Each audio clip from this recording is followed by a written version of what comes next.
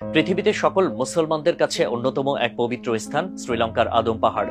মুসলমানরা বিশ্বাস করেন এই পাহাড়ে পৃথিবীর প্রথম মানব হযরত আদম আলাইহিস সালাম তার পা রেখেছিলেন। কিন্তু মুসলমানের এমন পবিত্রতম একটি স্থানে কেন হিন্দুদের মন্দির দেখা যায়? শুধু তাই নয়, আদম পাহাড়ে অবস্থিত এই মন্দিরের ছবি তুলতে গেলেও রয়েছে নানা রকম নিষেধাজ্ঞা। চলুন তাহলে জেনে নেওয়া যাক রহস্যময় স্থান আদম পাহাড় নিয়ে বিস্তারিত কিছু তথ্য। শ্রীলঙ্কায় অবস্থিত আদম পাহাড়ের রহস্যের অন্যতম কারণ হলো এখানে থাকা বড় পায়ের ছাপ। আদম পাহাড় নাম হলেও এই পাহাড়টি পৃথিবীর সবচেয়ে বড় 4 ধর্মের মানুষের কাছে পবিত্রতম স্থান।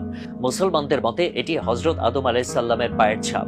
তিনি যখন প্রথম পৃথিবীতে পদার্পণ করেন তখন থেকে রয়েছে আদম পাহাড়ের এই পদচিহ্ন।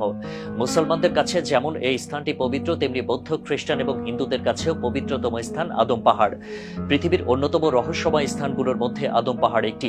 পৃথিবীর সৃষ্টিকাল থেকে রহস্য হয়ে আছে এই পাহাড়ের গায়ের পদচিহ্ন। এই পদচিহ্ন আদম পাহাড়কে পবিত্র স্থানে পরিণত করেছে মুসলমান, হিন্দু, বৌদ্ধ এবং খ্রিস্টানদের কাছে। ইতিহাসের অনন্য এক নজির এই আদম পাহাড়। শতাব্দীর পর শতাব্দী ধরে মানুষের কাছে পবিত্র স্থান আখ্যা পাওয়া আদম পাহাড় শ্রীলঙ্কার দক্ষিণে শ্রীপাড়া অঞ্চলে অবস্থিত। এই পাহাড়ের সৌন্দর্য শুধুমাত্র পদচিহ্নই নয়, পাহাড়টির চারদিকে সবুজে ঘেরা, কোথাও কোথাও ঝর্ণার অবিরাম ধারা বয়ে যাচ্ছে। এখানে রয়েছে অপরূপ সৌন্দর্য মণ্ডিত ছোট একটি নদীও। পাহাড়টির চারদিক নৈসর্গিক সৌন্দর্যের লীলাভূমি হলেও এর আসল রহস্য পাহাড়ের চূড়ার সেই পদচিহ্নে। লম্বায় এই পদচিহ্ন 5 ফুট 7 ইঞ্চি এবং 2 ফুট 6 ইঞ্চি চওড়া। আদম পাহাড়ের ইতিহাস এক এক ধর্মে এক এক রকম। বৌদ্ধ ধর্মাবলম্বীদের মতে খ্রিস্টপূর্ব 300 অব্দে আবিষ্কৃত হয়েছিল এই আদম পাহাড়। তখন থেকে এটি পর্যটকদের অন্যতম আকর্ষণ হয়ে ওঠে। তাদের মতে এটি বুদ্ধের বাম পায়ের পদচিহ্ন, তাই বৌদ্ধ ধর্মাবলম্বীদের কাছে এটি অন্যতম একটি পবিত্র স্থান।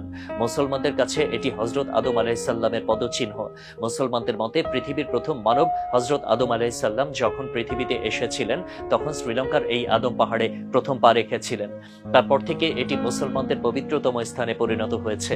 অন্যদিকে খ্রিস্টানরা মনে করেন সেন্ট থমাস যিনি পাহাড় থেকে স্বর্গে যাত্রা করেন তারই পদচিহ্ন লেগে আছে আদম পাহাড়ের গায়ে। হিন্দু ধর্মাবলম্বীদের মতে এটি শিবের পদচিহ্ন। ভ্রমণ পিপাসু এবং কৌতূহলী মানুষের কাছে আদম পাহাড়ে আরোহণ করা স্বপ্নের মতোই। তবে আদম পাহাড়ের চূড়ায় ওঠা বেশ কষ্টসাধ্য। আঁকা বাঁকা পথ হয়ে জঙ্গলের ভেতর দিয়ে অনেক ভয়ঙ্কর প্রাণীর আক্রমণের ভয় মনে গেঁথে তারপর সিঁড়িতে আরোহণ করতে হয় আদম পাহাড়ের চূড়ায়। প্রায় 4000 সিঁড়ি অতিক্রম করতে হয় চূড়ায় উঠতে। সময় লাগে 12 থেকে 16 ঘন্টা, কিন্তু বছরের প্রায় 3 থেকে 4 মাসে স্পষ্ট দেখা যায় এই পদচিহ্ন। অনেক উপরে অবস্থিত হওয়ায় এটি সারা বছর মেঘের আড়ালে লুকায়িত থাকে। সকল বাধা অতিক্রম করে যারা চূড়ায় পৌঁছাতে পেরেছেন তারা রহস্যময় পদচিহ্ন দেখে স্বস্তিও পেয়েছেন বটে। ধর্মের সাথে ওতপ্রোতভাবে জড়িয়ে থাকা শ্রীলঙ্কার আদম পাহাড়ের উচ্চতা 2243 মিটার। অনেকে এই উচ্চতা পাড়ি দিয়ে সেই পদচিহ্ন দেখতে গিয়েছিলেন। প্রতিবন্ধকতা অতিক্রম করে পৃথিবীর অনন্য নিদর্শন উপভোগ করেছেন তারা।